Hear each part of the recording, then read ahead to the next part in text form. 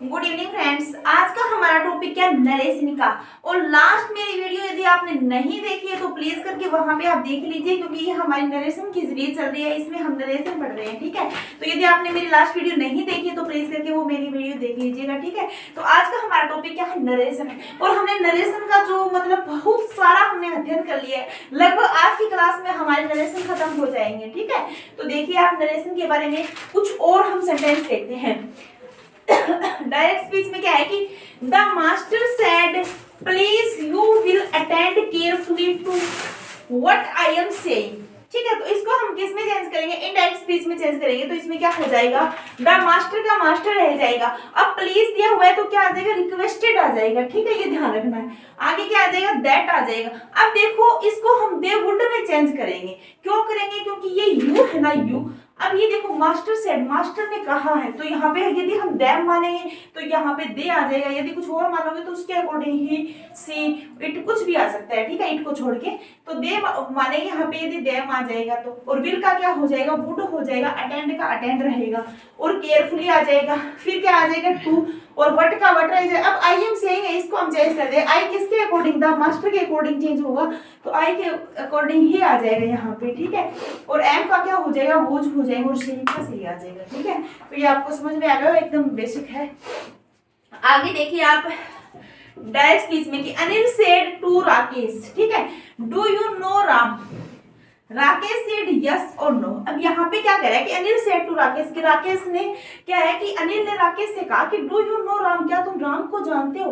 Rakesh said yes और no, मतलब हाँ ना में इसको आंसर देना है। तो इसको हम इस टाइप से क्या करेंगे, हमारा इनडायरेक्ट स्पीच बनाएंगे। तो देखिएगा कि अनिल आस्क्ड राम। ठीक है, इन्वर्टेड कॉमा, क्योंकि ये इंटीग्रेटिव सेंटेंस है, आपको पता चल गया होगा। ठीक है, तो इंटीग्रेटिव सेंटेंस में हमें आस्क यूज करना होता है। तो आस्क्ड राकेश, और इफ और वहीदर से हम इसको जोड़ सकते हैं। इफ भी लगा सकते हैं और वहीदर भी लगा सकते हैं। ठीक है, आप देखो कि डू यू नो। अब देखो वीएस को हम एसवी में चेंज करते हैं। मैंने आपको बता रखा है कि वर्ब और सब्जेक्ट होता है, तो सब्जेक्ट वर्ब हो जाता है इंडेक्स स्पीच में। ठीक है, तो यहाँ पे क्या आ जाएगा, यू किसके अकॉर्डिंग चेंज होगा, राकेश के अकॉर्डिंग। राकेश के अकॉर्डिंग ही आ जाएगा। ठीक है, और यहाँ पे क्या आ जाएगा, नो है तो फर्स्ट फॉर्म है, तो सेकंड फॉर्म हो जाएगी, मतलब प्रेजेंट का पास्ट हो जाएगा। और राम का राम हो जाएगा। आगे देखिए कि राकेश सेड यस और नो, इसको हम कैसे चेंज करेंगे, एंड राकेश रिप्लाइड। ठीक है, अब देखो वो मतलब यस आंसर है, मतलब इसका हाँ में आंसर है, तो इसको हम ऐसे चेंज करेंगे, अफर्मेटिवली, मतलब ये सकारात्मकता है। ठीक है, इन एन अफर्मेट मैनर, मतलब इसको ऐसे भी कर सकते हैं। देखो अफर्मेटली आ जाएगा तो यहाँ पे फुल स्टॉप है, ये खत्म हो गया, बस अफर्मेटली कर सकते हैं हम। इन एन अफर्मेटिव मैनर कर सकते हैं। ठीक है, और हम यहाँ पे दैट ही डिड भी कर सकते हैं, जो बेस्ट आंसर बन जाता है। ठीक है, तो हम तीनों तरीके से इसको हम हल कर सकते हैं, क्योंकि एग्जाम में हमें ऑप्शन में देखना होगा कि वहां पे क्या दिया हुआ है। यदि तीनों ही दिए हुए हैं तो आपको एक बेस्ट आंसर के रूप में ही डिड वाला आप जा सकते हो। ठीक है, अदरवाइज आपके ये दोनों भी रॉन्ग नहीं होंगे, सही होंगे। और वहां पे आपको टेंस देखना पड़ेगा कि कैसे क्या यूज हो रखा है, उसके बाद आप आंसर करें।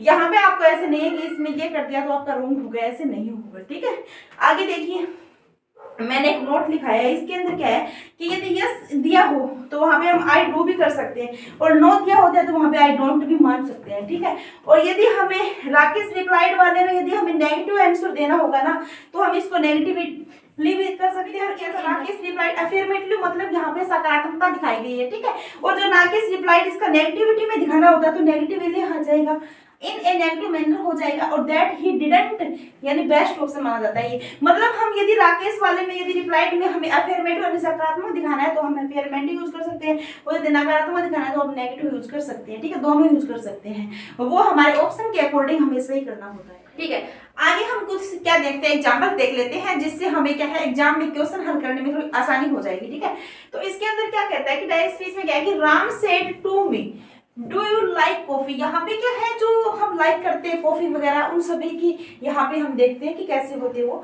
तो राम आस्क मी। ठीक है, ये क्या है, इंटीग्रेटिव सेंटेंस है, तो यहाँ पे आस्क आ गया। ठीक है, तो इफ और वहीदर से हम इसको जोड़ सकते हैं, नो प्रॉब्लम। आप इफ करना चाहते हैं तो इफ, और वहीदर करना चाहते हैं तो विद, यहाँ पे कोई भी दिक्कत नहीं होगी। आप इफ कर दो चाहे वहीदर कर दो, कोई दिक्कत नहीं होगी आपको। ठीक है, और जहां दिक्कत होगी वहां मैं बताऊंगी आपको। और आगे क्या आ जाएगा, यू किसके अकॉर्डिंग चेंज होगा, आई के अकॉर्डिंग, तो आई हो जाएगा। ठीक है, यू मी है, मी का सब्जेक्ट क्या होता है, आई होता है। और जो ये लाइक है इसका लाइट हो जाएगा। ठीक है, और कॉफी का कॉफी आ जाएगा। ठीक है, और वीएस को हम एसवी में चेंज करते हैं, आपको समझ में आ गया वो ये तो। आगे देखिए अब आप कि Ram said to me do you like coffee और नोट। अब देखो एक मेन बात क्या है यहाँ पे, अब देखो और नोट मतलब कॉफी और नोट, जब भी हमें कोई चीज की चॉइस करनी पड़ती है ना तो वहां पे हम इनडेक्स पीस में इंटरचेंज करेंगे तो आपको पता चल गया कि वही इधर आएगा, क्योंकि और नोट जब भी आया होता है तो वही इधर आएगा, इफ नॉट यहाँ पे गलत माना जाएगा।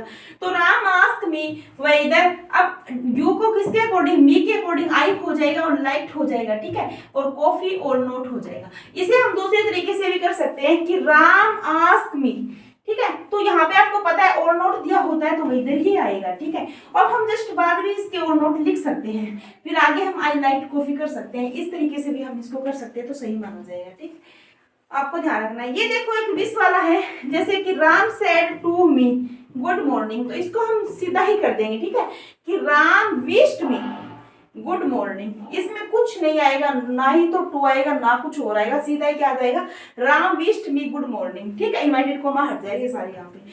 आगे देखिए इसको हम ऐसे भी कर सकते हैं, Ram wished good morning to me, ऐसे भी कर सकते हैं, ठीक है, तो ये भी सही माना जाएगा। यदि ऑप्शन में दोनों दिए होंगे तो आप ऊपर वाले के साथ जा सकते हो, अदरवाइज एक ही दिया होगा और अलग दिए होंगे आप इसके साथ जा सकते हो, ठीक है।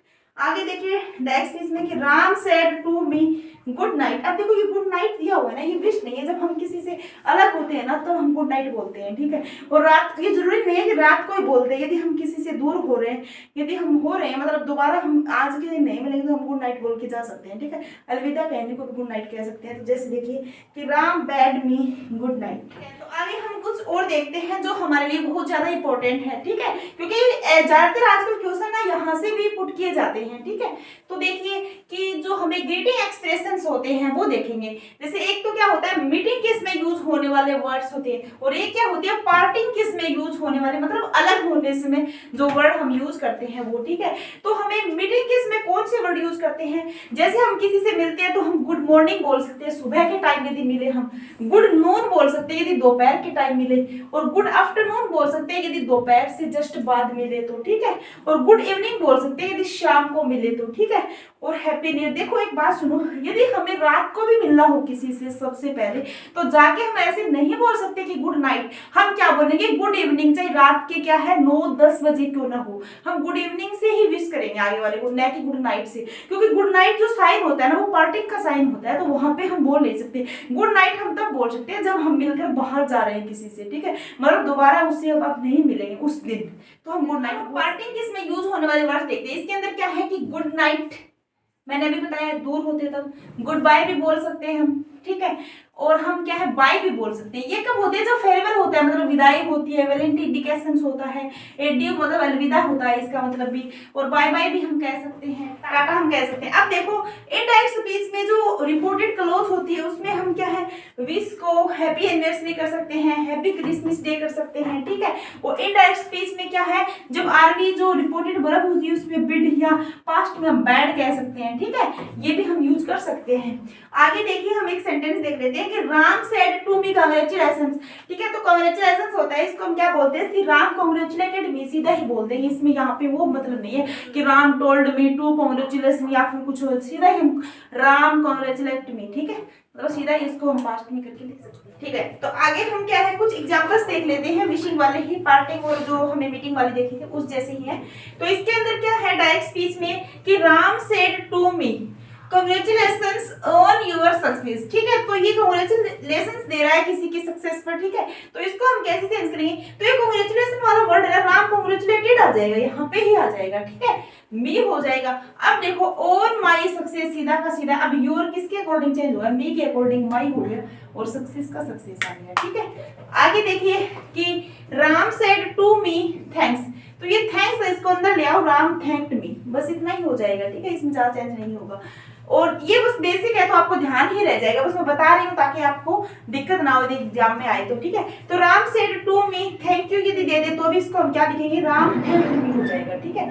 आगे देखिए कि Ram said to me welcome, तो वेलकम को अंदर ले आओ, राम वेलकम्ड मी, ठीक है, सीधा ही हो जाएगा। आगे देखिए Ram said to me you are welcome, तो इसका भी राम वेलकम्ड मी हो जाएगा, ठीक है। तो इसमें ज्यादा हार्ड नहीं है, सीधा ही हो जाएगा। अब आगे देखिए Ram said to me welcome you, तो इसका हो जाएगा राम वेलकम्ड मी, इसका भी वेलकम्ड मी ही हो जाएगा, कुछ चेंज नहीं होगा, ठीक है। आगे टू मी लव यू, ठीक है। तो लव यू वर्ड को हम कैसे करेंगे कि सीता टोल्ड मी, अब यहाँ पे लव्ड नहीं है, हमें क्या लिखना होगा कि सीता टोल्ड मी दैट से जोड़ेंगे और शी लव्ड मी कि वह मुझसे प्यार करती है, ठीक है। तो और एग्जांपल्स देख लेते हैं। इसके अंदर क्या है डायरेक्ट स्पीच में कि the teachers said to us the earth revolves around the sun, तो ये क्या है, अब यहाँ पे हम देखते हैं कि द टीचर टोल्ड अस, ठीक है। तो इसको हम चेंज करते हैं कि the teacher told us that, तो the earth revolves around the sun, इसको हम बिल्कुल भी चेंज नहीं करेंगे। क्यों नहीं करेंगे? क्योंकि ये एक यूनिवर्सल ट्रूथ है, ठीक है। ये क्या है, एक यूनिवर्सल ट्रूथ है। जो यूनिवर्सल ट्रूथ होती है उसमें कुछ भी चेंज नहीं होता, वो सेम का सेम आ जाता है, ठीक है। आगे देखिए डायरेक्ट स्पीच में कि Sahid said to his friends let's go to the park, let's go का मतलब क्या होता है कि आओ हम, टू द पार्क मतलब पार्क में चले, इसका हिंदी ही होता है, मैंने बता दिया है। तो साहिल सजेस्टेड टू हिज फ्रेंड्स, ठीक है। लेट्स को हम किस में चेंज कर देंगे, सजेस्टेड में चेंज कर देंगे, पर यहाँ पे हम पर्पस में भी चेंज कर सकते हैं दैट। अब देखो ये क्या है, फ्रेंड्स है, तो यहाँ पे फ्रेंड्स के अकॉर्डिंग दे आ जाएगा क्योंकि ये प्लूरल है, ठीक है। और क्या आ जाएगा, लेट्स को हम शुड में चेंज कर देंगे और गो टू द पार्क हो जाएगा, सेम टू सेम, बिल्कुल इजी है, इसमें ज्यादा मतलब दिक्कत वाली बात नहीं है, ठीक है। आगे देखिए डायरेक्ट स्पीच में यदि लेट्स आया हो, इसकी हिंदी में लिख दी है आओ हम होता है, और इनडायरेक्ट स्पीच में यदि चेंज कर दे तो हम सजेस्ट या पर्पस में चेंज हो जाता है, ठीक है। उसके बाद क्या आता है, टू प्लस लिसनर दिया होता है, तो यदि लिसनर, देखो एक बात क्या है, यहाँ पे यदि लिसनर ना दिया होता है ना, लिसनर, तो यहाँ पे ये जो टू है ना, ये टू ये नहीं आएगा, यदि ये नहीं दिया होगा तो, यदि सिंगल दिया हो तो सिंगल इसके बाद दैट कर सकते हैं हम, ठीक है। That plus subject plus should plus verb की बेस फॉर्म, ठीक है, ये ध्यान रखना। आगे देखिए कि the children said let's complete homework together, ठीक है। तो होमवर्क टुगेदर इसको हम क्या करेंगे, इंडेक्स स्पीच में इंटरचेंज करेंगे। तो द चिल्ड्रन सजेस्टेड, देखो यहाँ पे मैंने बताया है आपको कि यदि यहाँ पे लिसनर नहीं दिया होता है तो हम टू का यूज नहीं करेंगे, ठीक है, हम सीधा ही कर देंगे इसको। तो सजेस्टेड हो जाएगा सीधा ही, और दैट, अब दे शुड, अब देखो मैंने बताया है यहाँ पे हम देखो प्लूरल मान रहे हैं इसलिए दे आ रहा है, ठीक है, और शुड का शुड हो जाएगा, लेट्स को हम शुड में चेंज कर देंगे, कंप्लीट होमवर्क टुगेदर, ठीक है। आपको समझ में आ गया होगा। अब आगे देखिए डायरेक्ट स्पीच में क्या है कि Ram said to me let's me go, और ऐसे ही क्या, इसको हम चेंज क्या करेंगे, Ram requested me to let him go, ठीक है। तो ये भी आप कर सकते हो, ठीक है। तो आज हमारा नरेशन का सारा कंप्लीट टॉपिक हो गया, लगभग 6 क्लासों में हमारा ये टॉपिक कंप्लीट हुआ है। यदि आपको मेरी इस वीडियो पसंद आई है तो मेरी वीडियो को लाइक कीजिए और अपने फ्रेंड्स में इसको शेयर कीजिए, क्योंकि मैं बहुत ज़्यादा आपके लिए मेहनत करके ये वीडियो बना रही हूँ, और मैं सोच रही हूँ कि आप सभी अच्छे से अपने नोट्स बनाएं और आपके आने वाले एग्जाम्स में ये बहुत ज़्यादा आपकी सहायता करे, ठीक है। और यदि आप इनके नोट्स बनाओगे तो आपके बहुत ज़्यादा काम आएगा, ठीक है। और मेरी वीडियो पसंद आई है तो मेरे चैनल को सब्सक्राइब कीजिए। थैंक यू, धन्यवाद।